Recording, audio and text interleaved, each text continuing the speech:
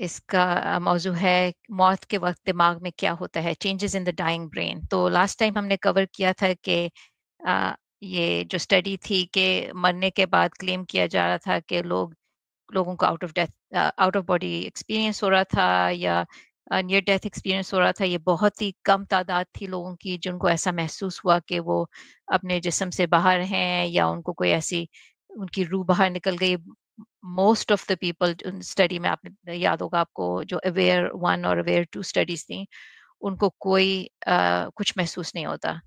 तो इसको हम आगे चलते हैं, देखते हैं कि दिमाग में क्या चेंजेस आ रहे हैं जब ये ऐसा होता है कि दिल रुक जाता है। तो नियर डेथ एक्सपीरियंस की इंसिडेंस एस्टिमेट की जाती है कि 10 से 20% लोग जिनको दिल उनका रुक जाता है, दिल धड़कना रुक जाता है, उनको महसूस होता है ये नियर डेथ एक्सपीरियंस कि आप किसी अच्छी जगह पे चले गए हैं और एक टनल सी नजर आती है, जैसे एक गार सी हो और आपको रोशनी नजर आ रही है, आप रोशनी की तरफ जा रहे हैं और ऐसा महसूस होता है कि आपकी रूह बाहर निकल गई है। शायद आप अपने किसी अ, प्यारों को जो फौत हो चुके हैं उनको देखें या उनसे बात करें या कोई स्पिरिचुअल गाइड नजर आए, ऐसी चीजें लोगों को नजर आती हैं। लेकिन बहुत ही कम लोग जिनका कार्डियक अरेस्ट होता है या दिल धड़कना बंद होता है उनको ये नजर आता है। कोई 10 से 20% एस्टिमेट किया जाता है। हम ये नहीं कह रहे कि वो झूठ बोल रहे हैं, ये एक असली एक्सपीरियंस है, लेकिन इसको देखने की कोशिश की जा रही है कि ये क्यों दिमाग में होता है, या दिमाग के बाहर कॉन्शियसनेस होती है। इसको लोग एक्सप्लोर करने की कोशिश कर रहे हैं। अ, तो पहले ये कहा जाता था कि जब दिल धड़कना आपका बंद हो जाता है तो आपका खून की सर्कुलेशन भी ख़त्म हो गई है। तो खून में आपको पता ही होगा कि ऑक्सीजन सप्लाई करता है आपके ब्रेन सेल्स को, और जैसे ही ऑक्सीजन बंद होती है तो ब्रेन के न्यूरॉन्स जो हैं, जो सेल्स हैं, वो मरना शुरू हो जाते हैं। तो उनमें केमिकल चेंजेस आने लगते हैं और इसको हाइपोक्सिया कहा जाता है। ये बहुत ही कम ऑक्सीजन की मिकदार हो जाती है, उसकी वजह से अ, उसमें दिमाग में तब्दीलियाँ आने शुरू हो जाती हैं। तो चलिए फिर आगे देखते हैं कि ये है नियर डेथ एक्सपीरियंस, और एक आउट ऑफ बॉडी एक्सपीरियंस भी होता है जो ऐसा लोगों को महसूस होता है कि हो सकता है उनकी कोई सर्जरी हो रही हो या कोई उन पे वो अपने जिस्म से बाहर निकल गए या उनका एक्सीडेंट हुआ हुआ है और उनकी रूह ऊपर से देख रही है नीचे अपने जिस्म को कि क्या हो रहा है, क्या उस पे लोग काम कर रहे हैं या उस पे ऑपरेशन हो रहा है या कोई ऐसी चीज़ हो रही है। लेकिन इस ये जो आउट ऑफ बॉडी एक्सपीरियंस, इसको ओबीई कहेंगे, आउट ऑफ बॉडी एक्सपीरियंस, इसको इंड्यूस भी किया जा सकता है। मतलब कि आप इसको रिप्रोड्यूस कर सकते हैं हेल्दी इंडिविजुअल्स में जिनको और कुछ नुकसान नहीं है, वो मर नहीं रहे। आप इस किस्म के एक्सपीरियंस को इंड्यूस किया जा सकता है। ये कई केमिकल्स होते हैं या ड्रग्स उसको कहा जा सकता है, साइकोएक्टिव ड्रग्स जैसे सिलोसाइबिन, केटामीन, डीएमटी, एमडीए, एलएसडी, ये जो साइकोएक्टिव ड्रग्स होती हैं उनसे भी ये एक्सपीरियंस लोगों को महसूस हो जाता है। इसकी मेंटल तरीके भी होते हैं इंड्यूस करने के कि अगर बहुत ज़्यादा आपने मसल रिलैक्सेशन एक्सरसाइजेस कर रहे हैं, मेडिटेशन कर रहे हैं, या आप किसी सेंसरी डेप्रिवेशन हो रही है, मीनिंग कि आपको कोई सेंसेस नहीं आ रही। इधर एक फ्लोटिंग पूल्स होते हैं जो सॉल्ट जैसे, नहीं डेड सी में सॉल्ट के हेवी सॉल्ट होता है उधर, तो आप फ्लोट करते हैं बड़ी आसानी से। तो सेंसरी डेप्रिवेशन अंधेरे में लोग जाते हैं अब एक्सपीरियंस करने, उधर भी कई लोगों को हो जाता है कि जब आपको सेंसरी इनपुट नहीं आ रही है, आपको महसूस नहीं हो रहा आपकी जल्द पे क्या कोई कोई भी चीज़ सेंसेस नहीं आ रही, तो आपका ब्रेन इस किस्म के एक्सपीरियंसेस क्रिएट कर लेता है। मैकेनिकल भी इंडक्शन हो सकती है इसकी, मीनिंग के जब बहुत जो फास्ट एयरप्लेन्स होते हैं जिनमें पायलट्स को जी फोर्सेस महसूस होती हैं, उनका ब्रेन में ब्लड जो होता है पीछे चला जाता है सेंट्रीफ्यूगल फोर्सेस से। तो उनको भी ऐसा लगता है कि टनल विजन है या उनकी आउट ऑफ बॉडी एक्सपीरियंस हो रहा है। और इस किस्म के रिकॉर्ड हुए हुए देयर पेपर्स ऑन दिस के जी फोर्सेस से भी जो एक फाइटर पायलट को हो सकता है महसूस हो। आपको ब्लड सप्लाई, आपके पीछे ब्लड पीछे चला जाता है अगर बहुत आप जैसे माक 2 में जा रहे हैं या faster than the speed of sound, आपको अ, ब्लड आपका ठीक से सप्लाई इंटरफियर होता है और उससे आपको इस किस्म का एक्सपीरियंस हो सकता है। टॉर्चर से भी कोई एक्सट्रीम टॉर्चर से या कोई और इलेक्ट्रिकल स्टिम्युलेशन से भी ये इंड्यूस किया जा सकता है। इस पे भी पेपर हैं, आउट ऑफ बॉडी एक्सपीरियंस। तो नियर डेथ एक्सपीरियंस को पहले आई थिंक 1975 में बुक थी रेमंड मूडी की, it was called life after life. और ये एक मेडिकल डॉक्टर थे, इन्होंने बेसिकली डॉक्यूमेंट किया था बहुत से पेशेंट्स को जो वापस रिसेसिटेट किया जाता है, उनका एक्सपीरियंस उन्होंने पहली बार ये किताब में लिखा था और उसके पेपर्स भी हैं। उन्होंने कोई 15 कंडीशंस बताए थे जो एक्सपीरियंस करते हैं लोग जब उनका हार्ट स्टॉप होता है। और इसमें ऐसा है कि रियलाइजेशन कि आप मर गए हैं, पीस, फीलिंग ऑफ पीस, आपको अमन सा महसूस होता है। आउट ऑफ बॉडी एक्सपीरियंस भी आपको एक महसूस हो सकता है कि आपकी बॉडी से आपकी रूह जो है निकल गई, रूह या कॉन्शियसनेस कहेंगे हम इसको। और आपको हो सकता है कुछ आवाज़ें भी सुनाई दें या आपको जीसस नज़र आए या रसूलुल्लाह नज़र आए या कोई और आपको गौस पाक नज़र आए, हो सकता है हमारे बरेलवी लोगों को। लेकिन ऐसा एक्सपीरियंस को भी इसमें काउंट किया जाता है और ये यूनिवर्सल है, ये नहीं कि खाली मुसलमानों को ये हो रहा है या हिंदुओं को हो रहा है या क्रिश्चियंस को हो रहा है। ये सारे कल्चर्स में लोगों को महसूस होती हैं ऐसी चीज़ें जब उनका हार्ट स्टॉप होता है। लाइफ रिव्यू भी एक चीज़ होती है कि आपने जो ज़िंदगी में एक्सपीरियंसेस हुए, आपकी मेमोरीज सारी आ रही हैं आपकी तरफ, तो लोग देख रहे हैं कि उन्होंने क्या किया किया, क्या अच्छा किया, क्या बुरा किया। एक लाइट भी नजर आती है उसमें जहाँ जिसकी तरफ आप जा रहे हैं।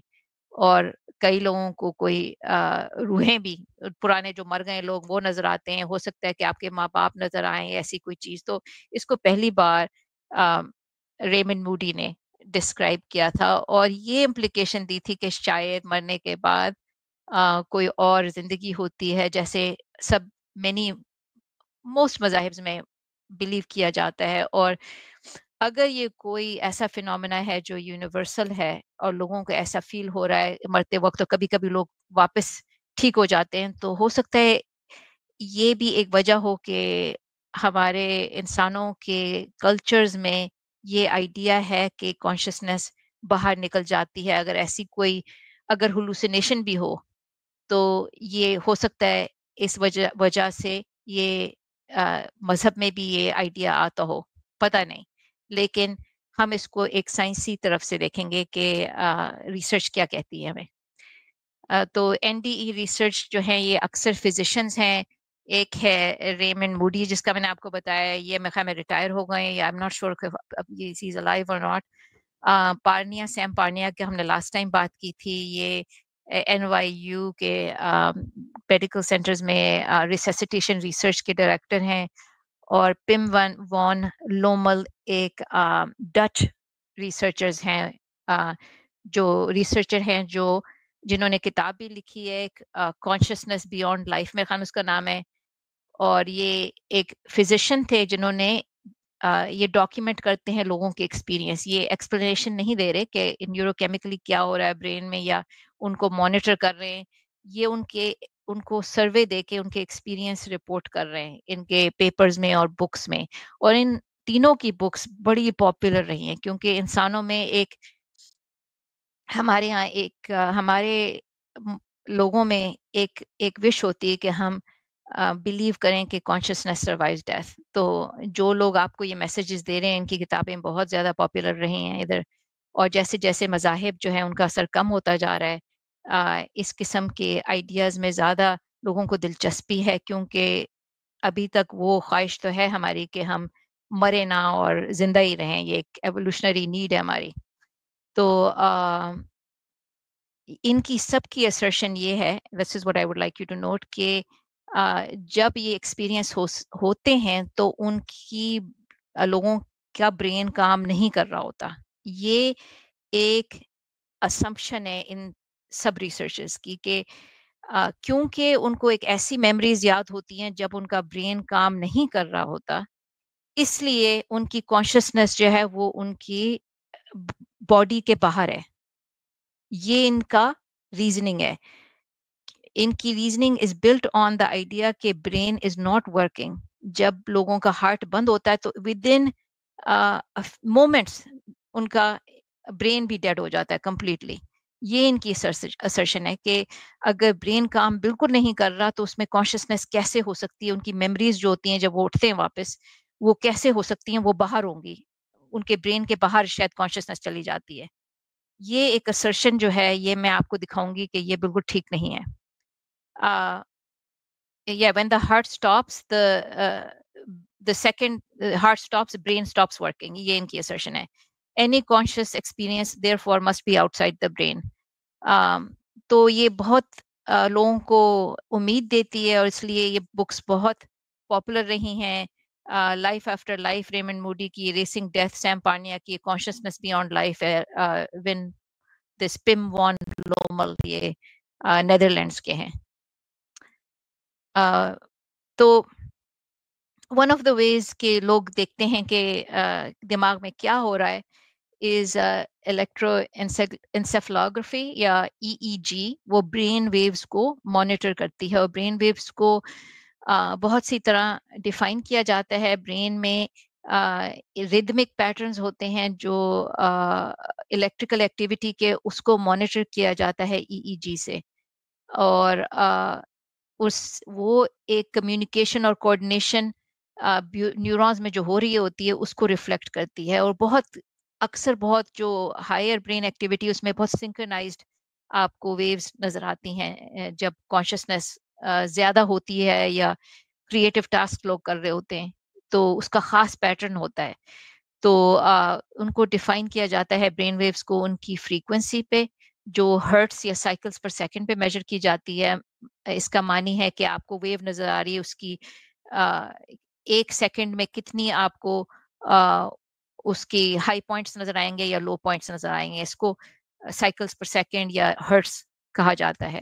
एम्पलीट्यूड जो होता है वो उसकी कितना हाइट है वेव की, वो उसकी पावर आपको बताती है कि कितनी पावरफुल वेव है। और इसको डिवाइड किया जाता है मुख्तलिफ किस्म की वेव्स को और मॉनिटर किया जाता है। उसमें गैमा वेव्स हैं, बेटा वेव्स हैं, अल्फा वेव्स हैं। इनकी डिपेंडिंग ऑन इनकी फ्रीक्वेंसी क्या है या वेव्स उनकी जो हैं कितनी करीब करीब हैं। ये हाई फ्रीक्वेंसी ऊपर सबसे गैमा वेव्स 30 to 100 हर्ट्स। ये देखें कितनी तेज तेज तेज तेज उसकी तब्दीली हो रही है उसमें रेगुलर फ्रीक्वेंसी में। और फ्रीक्वेंसी में नहीं, रेगुलर उसके पैटर्न बहुत ही जल्दी उसका बदल रहा है। और जैसे आप डेल्टा वेव्स की तरफ जाते हैं तो वो आस्था हो जाता है। ये मुख्तलिफ ब्रेन के टास्क से एसोसिएट होता है। देखें डेल्टा वेव जो हैं वो डीप स्लीप से एसोसिएटेड हैं। विजुअल थीटा वेव्स जो हैं विजुअल ट्रांस और ड्रीमिंग से एसोसिएटेड हैं। और आपको नजर आता है कि जो इंटेंस फोकस और थिंकिंग से जो है वो gamma waves, sorry not rays, gamma waves, brain की जो इलेक्ट्रिकल एक्टिविटी है गैमा वेव्स, वो थिंकिंग से एसोसिएटेड हैं। और इन इनकी सिंक्रोनाइजेशन भी आपको बताती है कि जब एक दूसरे से वो मिलती हैं उनकी हाई पॉइंट्स, वो आपको भी बताती हैं कि कोऑर्डिनेटेड एक्टिविटी हो रही है ब्रेन में। तो मैं आपको इस रिसर्चर के बारे में बताना चाहूँगी। इनका नाम है जीमो बर्जीगिन और ये हैं प्रोफेसर हैं, associate professor Michigan university of Michigan में न्यूरोसाइंस इंस्टीट्यूट में। और उन्होंने बड़ी दिलचस्प स्टडी की हुई है जहां उन्होंने जानवरों में डेथ की मॉनिटर किया, इलेक्ट्रिकल सिग्नल एक्टिविटी क्या हो रही है। तो जब इंसान मर रहे होते हैं तो उनको ऊपर ऊपर से उनकी मेजरमेंट की जा रही होती है। जैसे लास्ट टाइम आपको सब्सटेंशियल ने भी बताया था कि ये डीप ब्रेन को नहीं पेनिट्रेट करता है, ये जो ईईजी है ऊपर से ही देख रहे होते हैं। लेकिन जब जानवरों में ये एक्सपेरिमेंट्स करते हैं, रैट्स में हियर, वो उसको इलेक्ट्रोड को डीपली एम्बेड कर सकते हैं मुख्तलिफ इलाकों में ब्रेन के, और देख सकते हैं कि अगर थोड़ी बहुत भी एक्टिविटी हो उसको मेजर कर सकते हैं। इंसानों में ये काम नहीं किया जा सकता क्योंकि आप उन इंसानों की ज़िंदगी जो है वो आप बचाने की कोशिश कर रहे होते हैं, उसको सीपीआर हो रहा होता है। ऐसी एक्सपेरिमेंट जानवरों पे की जा सकती हैं। तो ये रैट्स में एक्सपेरिमेंट किए इन्होंने, और इन्होंने इंड्यूस किया कार्डियक अरेस्ट, या उनको हार्ट अटैक हुआ, करवाया, और देखा कि क्या ब्रेन की एक्टिविटी होती है हार्ट के स्टॉप होने के बाद। तो इनको एक बहुत इंटरेस्टिंग चीज़ नज़र आई कि पहले समझा जाता था कि ब्रेन की एक्टिविटी बिल्कुल ख़त्म हो जाती है जैसे ही हार्ट स्टॉप होता है। इनको ये नज़र आया कि हार्ट स्टॉप होने के बाद एक्टिविटी ख़त्म नहीं होती, बल्कि इंटेंस एक्टिविटी नज़र आती है आपको ब्रेन के अंदर, जिसमें बहुत ही गैमा ऑसिलेशंस, जो मैंने आपको बताया था, गैमा जो वेव्स हैं वो बहुत थिंकिंग और मेमोरी से एसोसिएटेड हैं, और कॉग्निशन से एसोसिएटेड हैं, और कॉन्शियस थॉट से एसोसिएटेड हैं, वो आपको नजर आती हैं एकदम स्पाइक करते हुए। और tight phase coupling to both theta and alpha waves, और जो बाकी आपके विजुअल सेंटर की वेव्स हैं जो विजुअल परसेप्शन को आपको बताती हैं, उनसे भी उनकी कपलिंग होती है। तो आपको बजाय ब्रेन ये होने के ब्रेन बंद हो गया है, आपको इंटेंस एक्टिविटी नजर आ रही है ये रैट्स में। The data demonstrates that the mammalian brain can, albeit paradoxically, generate neural correlates of heightened conscious processing at near death. तो उसका नतीजा ये है कि जब जानवर मरने लगता है तो बजाय उसका ब्रेन बंद हो जाने के, जैसे पहले नियर डेथ रिसर्चर्स आपको बता रहे हैं ऊपर ऊपर से मेजर करके ब्रेन बंद हो गया है, असल में उसके अंदर काफी एक्टिविटी एकदम होती है ब्रेन के अंदर, और ऐसी एक्टिविटी होती है जिससे कॉन्शियस थॉट जनरेट हो सकता है, और विजुअल परसेप्शन भी उससे कोरिलेटेड है। तो ये हो सकता है कि ये चूहे जब मरते हैं तो उनको भी कुछ इस किस्म का एक्सपीरियंस हो रहा हो, कोई विजुअल एक्सपीरियंस हो रहा हो, या उनको लाइट नजर आ रही हो, या उनको मेमोरीज अपनी याद आ रही हो, क्योंकि ब्रेन जो है कम्स इनटू एक्शन जब वो मरने लगते हैं। तो दिस वाज वेरी इंटरेस्टिंग। बोर्जिजन इनका नाम है। इस पे मैं आपको लिंक भी दूंगी बाद में। एक बीबीसी की उर्दू में बड़ी अच्छी एक वीडियो है, उसमें इनके काम के बारे में बताया जाता है आपको। और तो चूहे हैं, राइट? तो चूहों को देख के इंसानों में कंक्लूजन देना एक रिस्की चीज है। तो इन्होंने ये इंसानों पे भी मॉनिटर किया कि 4 पेशेंट्स थे जो ब्रेन डेड हो चुके थे और उनको वेंटिलेटर सपोर्ट पे रखा हुआ था। तो उनका जब उनका दे वर डाइंग, उनका प्लग पुल किया है, तो उनको भी उनकी उन्होंने मॉनिटर की है ब्रेन वेव एक्टिविटी। तो उनको क्या नजर आया है? उनको ये नजर आया है कि इनकी भी 4 पेशेंट्स में से 2 पेशेंट्स जो थे, उनकी ब्रेन एक्टिविटी एकदम स्पाइक की चूहों की तरह, और वही जो गैमा वेव एक्टिविटी और increased power of activity उनको नजर आई। These data demonstrate that the surge of gamma power and connectivity observed in animal models of cardiac arrest can be observed in select patients during the process of dying. तो ये इनको पता चला कि जो animal model या चूहों में जो उन्होंने तजुर्बात किए थे, वही चीज उनको, वही उसी किस्म की एक्टिविटी उनको इंसानों में भी नजर आई जब इंसान मर रहे थे। ऑफ कोर्स इनको ब्रेन में इनको ऊपर से मॉनिटर कर रहे थे, इनको बहुत डीपली मॉनिटर नहीं कर सकते क्योंकि इंसानों पे रिस्ट्रिक्शंस होती हैं, आप क्या एक्सपेरिमेंट्स कर सकते हैं। और इसमें ये भी बताया गया है इस पेपर में कि ये जो पार्ट ऑफ द ब्रेन जहाँ ये ज्यादा एक्टिविटी थी, सारे ब्रेन में एक्टिविटी नहीं थी, खाली कुछ जगहों पे ये एक्टिविटी थी। और ये टेम्प्रो पैराइटल ऑक्सीपिटल रीजन जो है, जंक्शन उधर, ये आपकी कनपट्टियों की तरफ दिमाग में जहाँ एक स्पेसिफिक जगह है जहाँ आपको नजर आता है कि एक्टिविटी काफी तेजी से होती है हार्ट स्टॉप होने के बाद। और तो इन ये कंक्लूड किया है कि इंस्टेड ऑफ सेइंग कि डाइंग ब्रेन का बिल्कुल डेड हो चुका है और ब्रेन में कोई एक्टिविटी नहीं है, actually specific regions of the brain में बहुत ज्यादा एक्टिविटी बढ़ जाती है। और अगर कोई उनकी मेमोरी आती है जब वो रिकवर करते हैं, तो हो सकता है वो मेमोरी उस वक्त जनरेट हुई हो। ये इसका कंक्लूजन है कि ये जो पहले जो इंसिस्ट कर रहे थे लोग, जैसे सैम पार्निया, के आपका जैसे ही आपका हार्ट स्टॉप होता है ब्रेन बंद कर जाता है काम करना, ये ठीक नहीं है। ब्रेन काम कर रहा होता है और इंक्रीज हो जाती है activity as the heart stops. थोड़ी देर के लिए, उसके बाद मर जाता है, लेकिन थोड़ी देर के लिए आपको एक स्पेसिफिक रीजन्स में इंक्रीज्ड ब्रेन एक्टिविटी आपको नज़र आती है। तो इसका नतीजा ये निकाला उन्होंने कि surge in electrical activity gamma waves में जो आपको एक कॉन्शियस एक्सपीरियंस से लिंक्ड हैं गैमा वेव्स, और बहुत सिंक्रोनाइज्ड एक्टिविटी आपको नज़र आती है। 300 टाइम्स स्ट्रॉन्गर एक्टिविटी नज़र आती है। हो सकता है इसलिए आप लोगों को बहुत स्ट्रॉन्ग और विविड एक्सपीरियंस होते हैं इस दौरान। अम, और बहुत हाई लेवल पे पहुंच जाती है। इन्होंने चूहों पे तो और भी एक्सपेरिमेंट्स की थी। उन्होंने चूहों की माइक्रो डायलिसिस करके उनके ब्रेन के केमिकल मेजर किए थे, और उनको पता चला था कि कई जो न्यूरोकेमिकल्स हैं वो बहुत ज़्यादा स्पाइक कर जाते हैं जब ब्रेन डेथ हो रही होती है। इसमें सेरोटोनिन स्पाइक नज़र आई उनको, डीएमटी स्पाइक नज़र आई। तो ब्रेन में नॉट ओनली बहुत सी एक्टिविटी हो रही थी, उनके कई न्यूरोट्रांसमीटर्स की स्पाइक भी आपको नज़र आती है।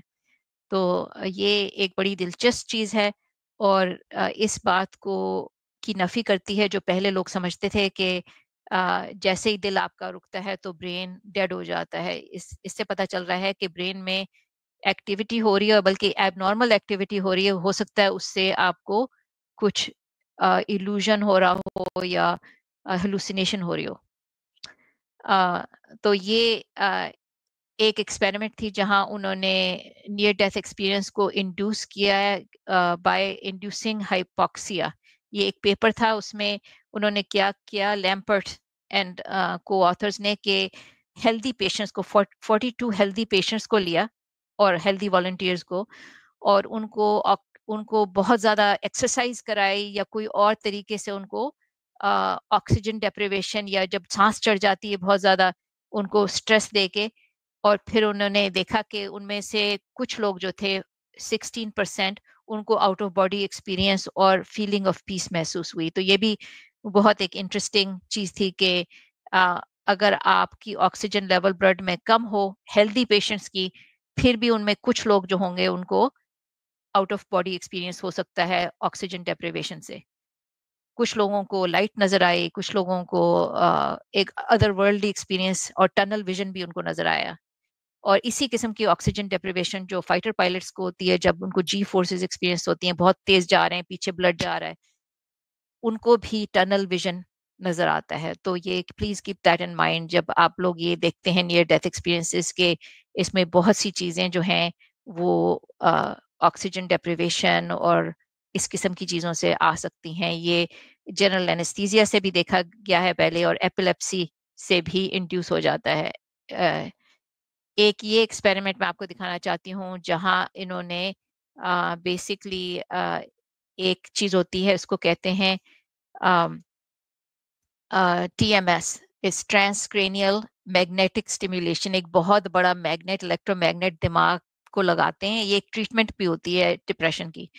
उसको मुख्तलिफ ऊपर से ही ना, इट्स नॉन इन्वेसिव, मतलब किसको आपको कोई काटना वाटा नहीं पड़ता। आप उसको प्रोब को लगाते हैं सर पे मुख्तलिफ जगहों पे, तो उससे ट्रीटमेंट की जाती है। तो उन्होंने, इन रिसर्चर्स ने, ये ओलाफ ब्लांके हैं, स्विस रिसर्चर्स है, स्विस है I think, yes, Swiss researcher है, नहीं हाँ, अ, जिनीवा स्विट्जरलैंड में से हैं।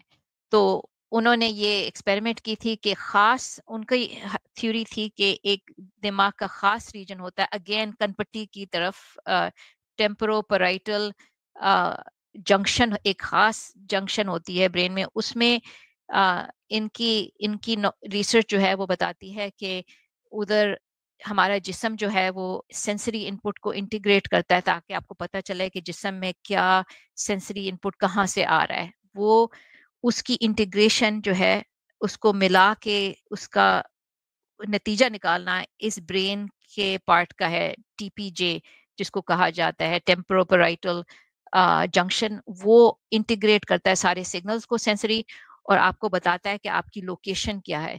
इनकी ये हाइपोथेसिस थी कि वो उसमें अगर खराबी होती है या ब्लड सप्लाई का प्रॉब्लम होता है, तो फिर आपको ये आउट ऑफ बॉडी एक्सपीरियंस होता है, या आपको ऐसा हेलुसिनेशन होती है कि आप अपनी बॉडी से बाहर निकल गए हैं, क्योंकि आपका इंटीग्रेशन जो है सेंसरी इनपुट का वो ठीक नहीं हो रहा।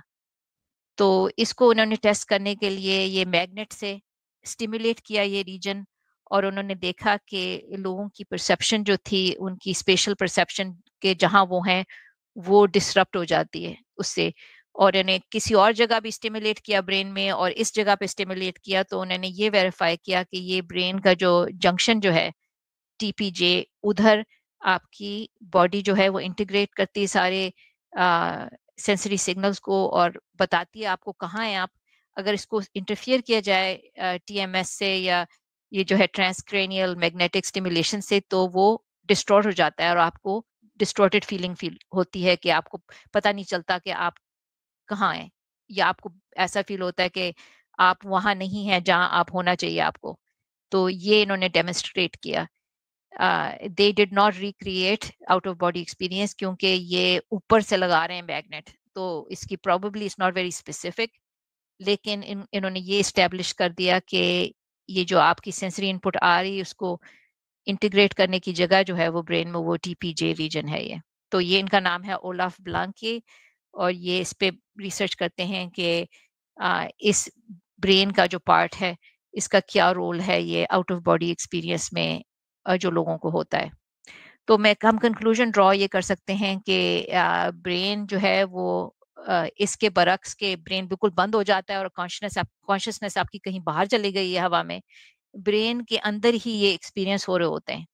ये इससे लोग कंक्लूड कर रहे हैं कि ब्रेन बिल्कुल स्टॉप नहीं करता, उसमें चीजें हो रही हैं, बल्कि ऑक्सीजन डेप्रिवेशन की वजह से आपको अ, गलत नतीजे निकाले जा रहे हैं ब्रेन में, क्योंकि सेंसरी इनपुट बंद हो गई है। आपकी आंखें बंद हैं, आपको सेंसरी इनपुट नहीं आ रही, तो आपका ब्रेन जो है वो कंफ्यूज्ड कुछ और नतीजा निकाल रहा है जो नॉर्मली नतीजा नहीं निकालता। The conscious experience appears to be taking place in the brain, not outside of it. और टीपीजे जो है द टेम्पोरोपैराइटल जंक्शन जो है, हो सकता है उसमें ये उसका डिसफंक्शन हो, ये जो नजर आता है आपको ओबीई में। तो लगता है ऐसा कि ये जो है आउट ऑफ बॉडी एक्सपीरियंस एक किस्म का हेलुसिनेशन है जो ऑक्सीजन डेप्रिवेशन से होती है, और हमें कोई भी साइंटिफिक प्रूफ अभी तक नहीं मिला कि आपकी कॉन्शियसनेस या शऊर जो है वो जिस्म के बाहर एग्जिस्ट कर सकती है। तो besides that keep that in mind कि ये जो नई चीजें जो सूडो साइंस आ रही है वेस्ट से, इसका हम तो एथियस्ट हैं लेकिन इसका इस्लाम से भी कोई ताल्लुक नहीं है। इवन इस्लाम में जब आपको जन्नत का तस्वर बताया जाता है, there is a bodily resurrection. तो ये ऐसी चीजें सूडो साइंटिफिक जो आती हैं, हम बिलीव करें बजाय उसका नेचुरलिस्टिक जो एक्सप्लेनेशन है कि ब्रेन का मेल फंक्शन हो रहा है, just because it makes us feel better. इसको सोचने वाली बात है कि आप do you want to know, आप क्या हकीकत जानना चाहते हैं या आप सिर्फ बेहतर फील करना चाहते हैं मरने के बारे में। जो हमारी इंस्टिंक्ट है कि हम ऐसी चीजों में बिलीव करना चाहेंगे, लेकिन इसका ये मतलब नहीं कि ये एक हकीकत को बताता है हमें ये एक्सपीरियंस।